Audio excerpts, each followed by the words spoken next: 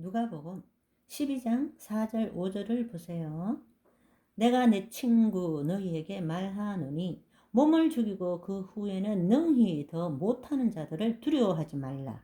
마땅히 두려워할 자를 내가 너희에게 보이리니 곧 죽인 후에 또한 지옥에 던져넣는 권세 있는 그를 두려워하라. 내가 참으로 너희에게 이르노니 그를 두려워하라. 아멘. 그분이 누구시죠? 그분은 예수 그리스도이십니다. 그분은 우리를 구원하셨지만 마지막 때는 심판주로 오신다는 사실입니다.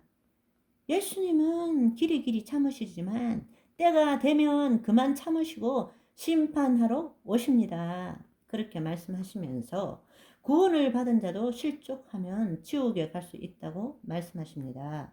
생명책의 이름이 희미해지다가 결국 지워지는 사람이 있다는 것입니다. 그렇기 때문에 우리는 믿음의 결국은 혼의 구원을 이루는 것이고 끝까지 믿음의 선한 싸움을 싸워야 한다는 것입니다.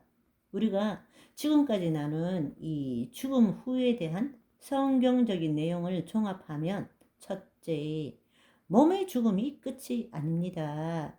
그 영혼은 여전히 존재한다는 것입니다. 둘째, 몸이 죽기 전에 예수 그리스도 안에 있는 자나 그렇지 않는 자 모두가 같은 장소에서 살고 있죠. 그러나 몸이 죽으면 그때부터는 어떻게 됩니까? 예수 그리스도를 믿는 자는 삼층천에 있는 아버지 집으로 가고 예수 그리스도 밖에 있는 자는 음부로 내려갑니다. 이 세상에 살 때는 알곡이나 가라지나 다 똑같아요. 누가 누군지도 알 수 없어요. 그리고 뒤섞여서 살고 있어요. 예수님이 뭐라고 말씀하셨죠? 뽑지 말라. 마지막 때 천사들이 와서 추수한다라고 말하고 있습니다. 그렇지만 우리가 알아야 될 사실은 이 세상 우리가 죽음 전에는 믿는 자와 안 믿는 자나 같이 살고 있지만 일단 죽고 나면 믿는 자와 안 믿는 자는 하늘과 땅 차이가 나는 거예요. 있는 장소가 틀리다는 것입니다. 부자와 거지 나사로 이야기를 통해서도 알 수 있는 것은 죽음 이전의 삶이 죽음 이후의 삶을 결정한다라는 것입니다. 그죠? 바로 우리가 이 땅에 있는 동안에 예수 그리스도를 믿음으로 예수 그리스도 안에 거하는 것과 예수 그리스도를 믿지만 예수 그리스도 안에 거하지 않는 개념적으로 믿는 자는 다르게 되는 것이죠.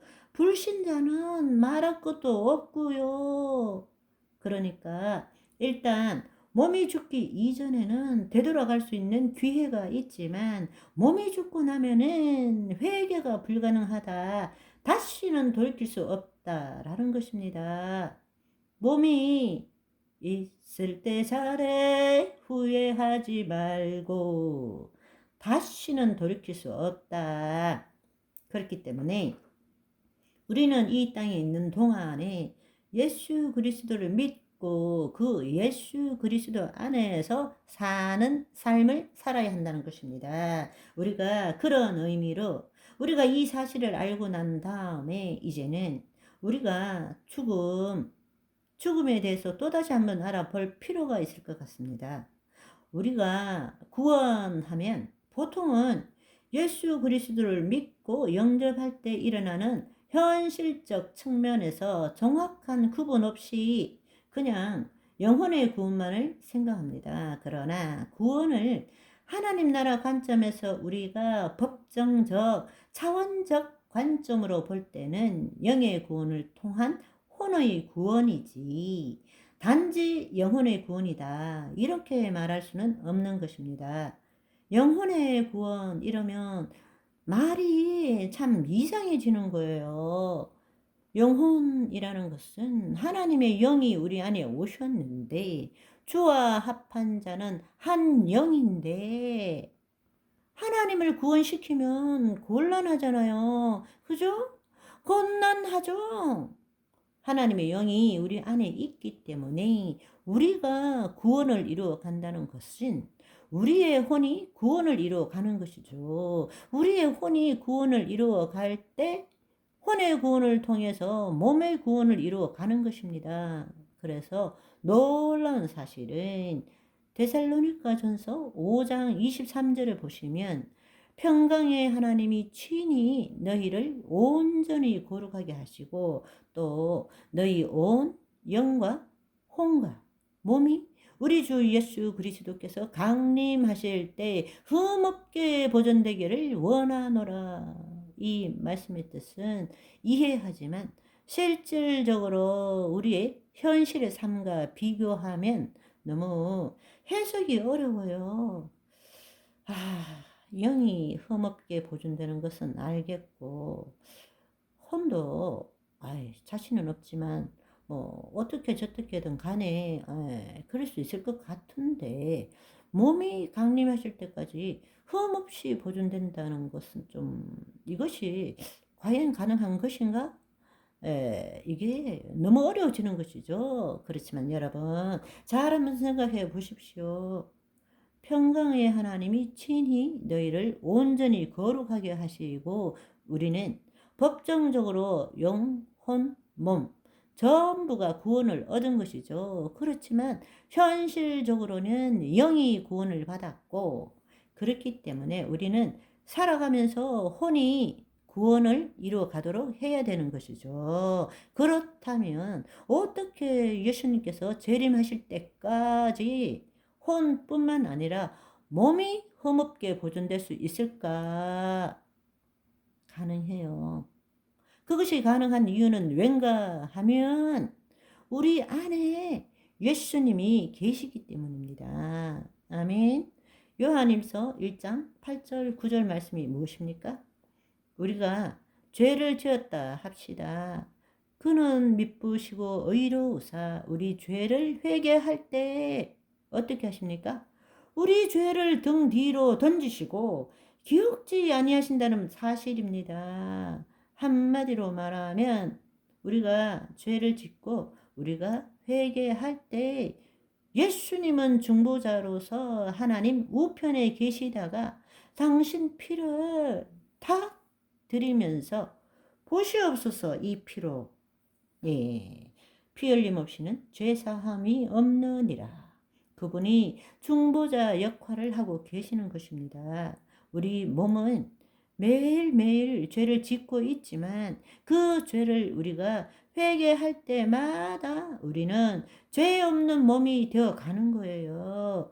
그렇지만 살아가면서 죄 안 짓는 사람은 없습니다. 몸이 있는 이상 우리는 죄를 지을 수밖에 없다라는 것입니다. 완전하고 온전치는 않지만 우리는 계속적으로 예수 그리스도 안에 거함으로써 영과 혼과 몸이 예수님이 강림하실 때까지 흠없이 보존되도록 해 나가야 한다라는 것입니다. 아멘. 여러분 한번 생각해 보십시오. 우리가 이 땅에 살면서 구원을 이루어가는 것의 핵심은 혼의 구원을 이루어가는 것이지만 구원의 완성은 몸의 구원을 통해서 이루어지는 것이죠. 그렇죠? 그런데 몸의 구원은 역설적으로 몸의 구원은 몸의 죽음을 통해서 이루어지는 것입니다. 왜냐하면 그리스도인의 몸의 죽음은 몸의 부활을 전제로 하고 있기 때문입니다. 그 몸이 온전한 구원을 얻기 위해서는 몸의 부활을 입어야 돼요. 몸의 부활을 입기 위해서는 몸이 죽어야 됩니다. 영혼이 자유함과 해방을 누려야 한다는 것입니다. 그게 죽음이라는 의미예요. 그리스도인의 몸의 죽음은 몸의 부활을 전제로 하고 있기 때문에 예수님께서 우리에게 그것을 보여주셨다는 것입니다. 따라서 하나님 나라 관점에서 볼 때 이 땅에서의 구원의 최종은 몸의 죽음입니다. 인간적인 관점으로 볼 때는 몸의 죽음은 마지막에 생기는 것이지만 하나님 나라의 관점에서 볼 때는 몸의 죽음은 구원 여정의 절정입니다. 클라이막스예요. 영원한 구원이 클라이막스인 것입니다. 할렐루야. 여러분, 몸의 죽음이 오기 전에도 이 절정의 순간을 누릴 수 있습니다. 어떻게 누릴까요? 예수님 안에서 나를 십자가에 날마다 못 박아 죽이는 것입니다. 아멘. 나는 날마다 죽노라. I die every day.